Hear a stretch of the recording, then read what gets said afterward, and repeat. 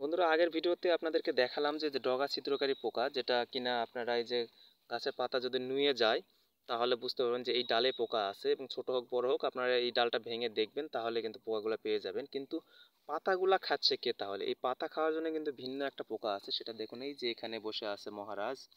এই যে এই মহারাজ এটা খায়। তো এটার জন্য সাইপারমেথ্রিন খুবই ভালো কাজ করে, আপনারা সাইপারমেথ্রিন গ্রুপের ওষুধ দিতে পারেন।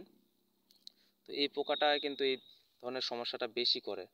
এই যে উপরে আপনাদের পাতা খেয়ে পাতার উপরে দেখুন এই যে পায়খানা করছে শয়তানের হাড্ডিরা। তো এটা আপনারা গাছ টু গাছ প্রত্যেকটা গাছ ভালো করে খেয়াল করবেন, খেয়াল করার পর আপনারা দেখবেন যে কোন গাছে কীরকম সমস্যা। যদি দেখেন পাতা নুয়ে গেছে তাহলে বুঝবেন ডগা ছিদ্র হয়েছে, আর যদি দেখেন পাতা ফুটি ফুটি করে খেয়ে ফেলছে তখন বুঝবেন যে এই পোকার আক্রমণ হয়েছে। এই যে এরকম খেয়ে ফেললে বুঝতে পারেন যে এই ধরনের পোকার আক্রমণ হয়েছে। তো বন্ধুরা, বিস্তারিত ভিডিওগুলো আপনারা দেখে নেবেন, তাহলে উপকারে আসবে।